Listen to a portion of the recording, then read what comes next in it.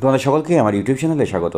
আজকে তোমাদের সামনে আমি আলোচনা করছি ক্লাস 9-এর দ্বিতীয় পর্যায়ক্রমিক মূল্যায়নের রায়মার্টিন প্রশ্নবিচিত্রার যে তোমার বাংলার 8 নম্বর সেটটা রয়েছে সেই সেটটা নিয়ে। দেখো, প্রথম প্রশ্ন কী বলেছে, আকাশের সাতটি তারা কবিতা কোন কাব্যগ্রন্থের অন্তর্গত? এটা কোনটা? তোমার রূপসী বাংলা কাব্যগ্রন্থের কিন্তু অন্তর্গত। নবনব সৃষ্টি রচনাংশে কোন ভাষাকে লেখক আত্মনির্ভরশীল বলেছেন? অবশ্যই সংস্কৃত ভাষাকে বলেছেন। কে নারীকুলের রত্নবিশেষ? মিসেস সেভিয়ার নারীকুলের রত্নবিশেষ, এটা কিন্তু স্বামী বিবেকানন্দ জানিয়েছেন। রাধারানী কোথায় হ্রদ দেখতে গিয়েছিল? এটা কিন্তু মাহেশে হ্রদ দেখতে গেছিল। আবহমান কবিতায় কোন জিনিসটা না হারানোর কথা বলা হয়েছে? এটা কুন্দফুলের হাসি না হারানোর কথা কিন্তু বলা হয়েছে। করভাস কি ভাষার শব্দ? করভাস তোমার ল্যাটিন ভাষার শব্দ। পৃথিবী পৃথিবী শব্দটা হলো তৎসম শব্দ। এদের মধ্যে কোনটি দেশি শব্দ? দেখো, এখানে কিন্তু ঝাঁটাটা একমাত্র কিন্তু দেশি শব্দ। চাটা তোমার চীনা শব্দ। আচ্ছা, আবহমান শব্দটির অর্থ কী? আবহমান শব্দটির অর্থ ক্রমাগত বা চিরপ্রচলিত। তারপরে বলেছে কল্যাণিয়া মিস নোবেল কি? স্বামী বিবেকানন্দের অন্যতম শিষ্যা, যার সম্পূর্ণ নাম মিস মার্গারেট এলিজাবেথ নোবেল। স্বামীজির অনুপ্রেরণায় তিনি এদেশে আসেন এবং ভারতের সেবায় নিজেকে উৎসর্গ করেন। আত্মনির্ভরশীল নয় এমন দুটি ভাষার নাম বলো। এটা কি হবে? বাংলা এবং ইংরেজি ভাষা হবে। রাধারানী রথের মেলাতে গিয়েছিল কেন? অসুস্থ মায়ের পথ্যের ব্যবস্থা করতে বনফুলের মালা গেঁথে রাধারানী রথের মেলায় তা বিক্রি করতে গিয়েছিল। তারপরে বলেছে যে নোটে কার নাম লেখা ছিল? নোটে রাধারানী ও রুক্মিণী কুমার রায়ের নাম লেখা ছিল। কেশবতী কন্যা যেন এসেছে আকাশে, কেশবতী কন্যাকে বলতো? বাংলার শান্ত অনুগত নীল সন্ধ্যাকে জীবনানন্দ দাশ কেশবতী কন্যার সঙ্গে তুলনা করেছেন। তৎসম শব্দ কাকে বলে? যে সমস্ত শব্দ বাংলা ভাষায় অবিকল অবিকৃতভাবে অপরিবর্তিতভাবে গৃহীত বা ব্যবহৃত হয় তাদেরকেই আমরা তৎসম শব্দ বলি, যেমন গৃহ, পিতা, মাতা, চন্দ্র, সূর্য ইত্যাদি। তারপরে বলেছে দেখো, তার পুরস্কারের অর্থমূল্য 1000 টাকা। এখানে দেখো হাজারের নিচে দাগ দেওয়া আছে। বাক্যটিতে বিশেষণ হলো, এটা কিন্তু সংখ্যাবাচক বিশেষণ।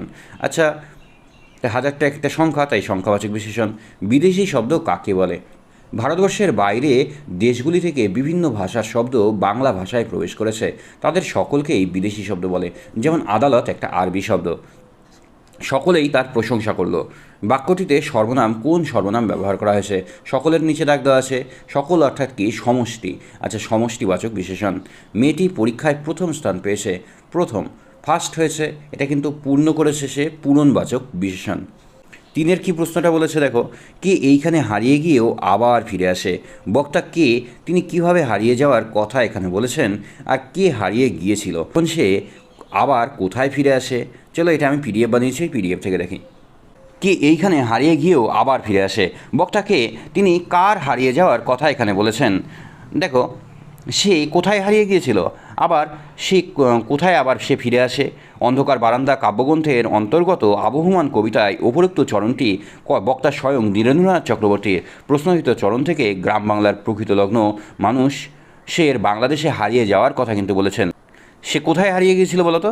সে হারিয়ে গিয়েছিল প্রকৃতি ঘেরা বাংলার বাইরে অন্য কোথাও, বিদেশ ও বিভূঁইয়ে। আচ্ছা, সে আবার কোথায় ফিরে আসে? মাতৃভূমির প্রতি নিবিড় অনুরাগবশত সে আবার ফিরে এসেছে পল্লী প্রকৃতির নিবিড় সান্নিধ্যে। একজন প্রকৃতি সিংহীর প্রয়োজন। কার সম্পর্কে এমন উক্তি? তাকে প্রকৃতি সিংহী বলার কারণ কি? স্বামী বিবেকানন্দ তাকে তার চিঠি নামক রচনায় মিস নোবেল সম্পর্কে উক্ত মন্তব্যটি করেছেন। বিবেকানন্দ ভারতের জন্য, বিশেষত ভারতের নারী সমাজের জন্য একজন পরাক্রমশালী মানুষকে খুঁজতে চেয়েছিলেন। মিস নোবেলের শিক্ষা, ঐকান্তিকতা, পবিত্রতা, অসীম ভালোবাসা, দৃঢ়তা, সর্বোপরি তার ধমনীতে কেল্টিক রক্তের জন্য তাকে পরাক্রমশালী সিংহীর সঙ্গে তুলনা তিনি করেছেন। মোকদ্দমা বিধবা হাইকোর্টে হারিল। কোন মোকদ্দমার কথা বলা হয়েছে? রাধারানীর পিতার মৃত্যুর পর 10 লক্ষ টাকা নিয়ে একজন জ্ঞাতির সাথে রাধারানীর বিধবা মায়ের মোকদ্দমা শুরু হয়। হাইকোর্টের রায়ে বিধবা মোকদ্দমা হেরে যায়, তার বিপুল সম্পত্তির দখল নেয় ডিক্রিদার। এখানে এই মোকদ্দমার কথাই কিন্তু বলা হয়েছে। রাধারানীরা সঙ্গতিপূর্ণ, অবস্থা সম্পন্ন, বড় ঘরের মানুষ ছিলেন। তার মৃত্যুর পর রাধারানী ও তার বিধবা মা এক জ্ঞাতির সঙ্গে সম্পত্তির অধিকার নিয়ে মামলা মোকদ্দমায় জড়িয়ে পড়ে এবং হাইকোর্টের রায়ে রাধারানীর বিধবা মা সমস্ত সম্পত্তির অধিকার থেকে বঞ্চিত হয়। এমনকি ভদ্রাসনের বাড়ি থেকে তাদের উৎখাত করা হয়। মোকদ্দমা চালানোর খরচ ও ব্যয় বহল হওয়ায় তার সঞ্চিত অর্থ ব্যয় হয়ে যায় এবং নিজের গয়না বিক্রি করে রাধারানীর মা সুবিচারের আশায় প্রিভি কাউন্সিলে একটি আপিল করেছিল। বিধবা তার সন্তানকে নিয়ে একটি কুটিরে আশ্রয় নিয়ে কোনো প্রকারে কায়িক পরিশ্রম করে দিন কাটাতে থাকে। রাধারানীর বিবাহ দিতে পারেন না, রথের আগে ঘোরতর পীড়িতা হয়ে পড়েন, তাই খাদ্যের সংস্থানে বন্ধ হয়ে যায়। এই সকল কারণে তারা হতদরিদ্র অবস্থা হয়। বর্তমান যুগের ইংরেজি ও বাংলা ভাষা আত্মনির্ভরশীল নয়। নবনব সৃষ্টি প্রবন্ধে প্রাবন্ধিক এই সিদ্ধান্তে কেন উপনীত হয়েছেন এটা আমি আলোচনা করছি না, এটা তোমরা স্ক্রিনশটটা নিয়ে নাও, পড়ে নেবে, ঠিক আছে? কোনো সমস্যা আশা করি হবে না। এরই মাঝে বাংলার প্রাণ। এরই মাঝে বলতে কবি কী বুঝিয়েছেন? আচ্ছা দেখো, রূপসী বাংলা কাব্যগ্রন্থে সাতটি তারা জীবনানন্দ দাশ এরই মাঝে অর্থাৎ সান্ধ্যকালীন বঙ্গ প্রকৃতির অপরূপ সৌন্দর্যে বিচিত্র গন্ধের মধ্যে খুঁজে পেয়েছেন বাংলাদেশের প্রাণের হদিশ।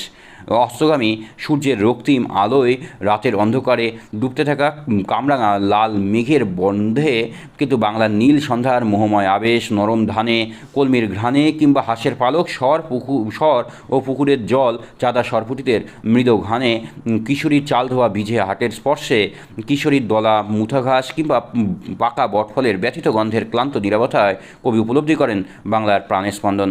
সূচনালগ্ন থেকেই সাতটি তারা ফুটে উঠলে কবি বসে থাকেন ঘাসের ওপর। শান্ত সৌন্দর্যে মোহিত কবি প্রত্যক্ষ করেন নানা তুচ্ছাতিতুচ্ছ অনুষঙ্গে বাংলাদেশের প্রাণের উপস্থিতি। গঙ্গাসাগরের ঢেউয়ে অস্তমিত সূর্যের আলোয় ভাসমান মেঘ কামরাঙা লাল বর্ণ পায়। কবি তার মধ্যে খুঁজে পান বাংলার মৃত মনিয়া পাখির। কবি প্রত্যক্ষ করেছেন বাংলার শান্ত অনুগতভাবে বাংলাদেশে নেমে এসেছে নীল সন্ধ্যা, তার মায়াবী আলোয় আচ্ছন্ন হয়ে পড়েছে বাংলার নিঃসর্গ প্রকৃতি। কবির মনে হয় যে এই সন্ধ্যা যেন রূপকথার কেশবতী কন্যার মতোই মোহময়ী। কবি অনুভব করেছেন বঙ্গ প্রকৃতির এই বিরল সৌন্দর্য থেকে বঞ্চিত সমগ্র বিশ্ব সন্ধ্যার স্নিগ্ধ গন্ধে উপলব্ধি করেছেন প্রকৃতির নানা অনুষঙ্গে, কখনো নরম ধান কলমির ঘ্রাণে, আবার কখনো হাঁসের পালক স্বর, পুকুরের জল চাঁদা সরপুটিদের মৃদু ঘ্রাণে। কবি প্রকাশিত হতে দেখেছেন যে বাংলার প্রাণ, কখনো বা কিশোরীর চাল ধোয়া ভিজের হাতে স্পর্শে, কিশোরীর দলা মুথা ঘাস পাকা বটফলের নীরব ক্লান্তির মধ্যে কবি প্রকাশিত হতে দেখেছেন বাংলার হৃদয়কে। আবহমান কবিতার মধ্যে দিয়ে গ্রামীণ প্রকৃতির যে প্রতিচ্ছবি ফুটে উঠেছে তার পরিচয় দাও। দেখো, আসলে এই আবহমান কবিতাটাও খুব অত্যন্ত সহজ, তাই এটা আমি আলোচনা করছি না, তোমরা স্ক্রিনশটটা এটা নিয়ে নাও, ঠিক আছে? আমার ছাত্রকে ও আমি ওই নামেই ডেকেছি। বক্তা ছাত্রটিকে কী নামে ডাকেন এবং তার শিক্ষা কিভাবে চলছে, নিউটনের সঙ্গে ছাত্রটির বন্ধুত্ব কীভাবে গড়ে ওঠে তার তোমার দৃষ্টান্ত দাও। এখানে বক্তা কিন্তু প্রফেসর শঙ্কু তার কাক ছাত্রটিকে কাক জাতীয় পাখির ল্যাটিন নাম করভাস বলে রাখেন। তার শিক্ষা কীভাবে চলছে, করভাসকে নাম ধরে রাখলে সে প্রথম দিকে শঙ্কুর দিকে ফিরে চাইতো, তা কিন্তু এখন ডাকলে গলা শব্দ করে উত্তর দেয়। করভাসের যে স্বাভাবিক ডাক কা না বলে কী উত্তর দেয়, এবং তবে তার গলার স্বরের বিশেষ পরিবর্তন হওয়ার আশা না থাকায় করভাসকে দিয়ে কথা বলানোর অভিপ্রায় কিন্তু শঙ্কুর ছিল না। তবে তার কাজের মধ্যে দিয়ে বুদ্ধির প্রকাশ পাক, এইটাই প্রফেসর শঙ্কু চেয়েছিলেন। করভাস বাংলা ভাষা রপ্ত করার পর ইংরেজি শিখেছে, কারণ বিদেশে ডেমনস্ট্রেশন দিতে গেলে ইংরেজি ভাষা প্রয়োজন। করভাসের ট্রেনিং করার সময় হলো সকাল 8টা থেকে 9টা। এবার দেখো, নিউটনের সঙ্গে ছাত্রটির বন্ধুত্ব কীভাবে গড়ে উঠেছে তার দৃষ্টান্ত দাও।